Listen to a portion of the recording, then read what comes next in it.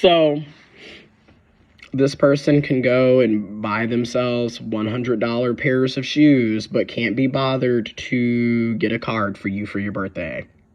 This person will go out to eat by themselves and eat so much that they have a stomach ache and they're bloated and this, that, and the third, but can't plan a date with you. And I don't care anymore. I'm going to say it. This stuff is intentionally being done. He goes out of his way to tell me about how he spent money on going out to eat by himself, how he spent money on buying himself gifts. So it's like either you're that unaware of how this comes off red flaggish and shady, or you really do not care. Either way it goes, I'm not settling for this because I want more out of life. I want a partner that meets my needs. I want a partner that I don't have to constantly talk to about the same shit over and over again.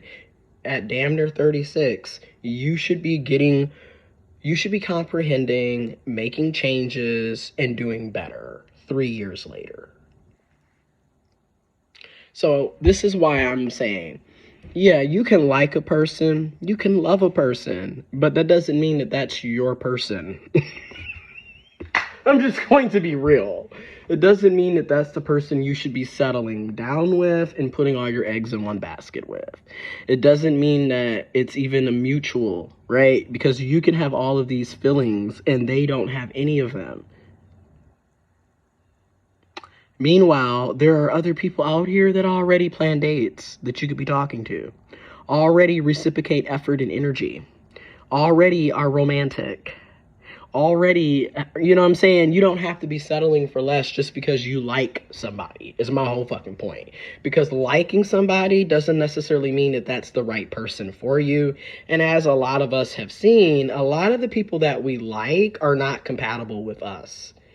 And you need more than looks, physical attraction, sex, sexual attraction, chemistry to make a long-term relationship work in a healthy, functioning, reciprocal manner. And I hate to say it, but a lot of these people, regardless of gender, are pit stops. They're not really who you're going to be with for the long term. They're not. And the more we start, in my opinion, the more we start embracing pit stops instead of thinking that everybody we meet is the one, is going to help a lot of us avoid wasting so much time, energy, money, and resources into the wrong person, going above and beyond when it's not reciprocated. It's going to help us place boundaries. I'm just going to be honest. That's how I personally think. That's how I personally feel. That's what I personally have been experiencing. Because literally, now when I say move and act accordingly, act and move accordingly, I mean that. So instead of having all these fallout conversations, just let your actions speak for you. This is why now, when I want to go out and do stuff, I'm not really asking him anymore about, do you want to go?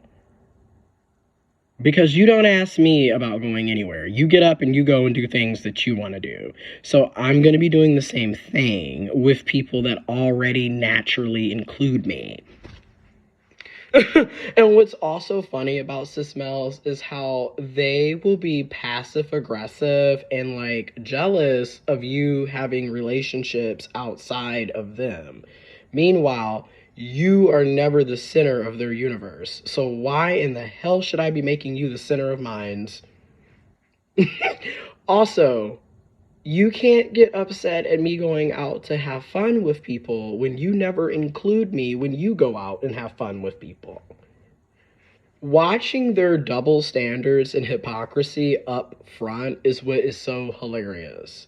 This is why when I go and buy, and that's another thing I have to start realizing, I don't need to be concerned about him getting gifts, getting clothes, getting cards. I need to stop loving him in my love language and move and act accordingly. Remember, you don't like birthdays, holidays. I need to accept that. And that's what I've been doing. So guess what? This holiday season, the amount of money that I'm going to save, because I'm not going to be going all above and beyond for people who don't do the same thing for me and who have already stated they're not into holidays, that's money that can go into the bank. You know what I'm saying? Into investments, into paying off debt, into buying myself shit that I want, considering that, hey, it's not like you're going to do anything because you're not into that unless it's for you.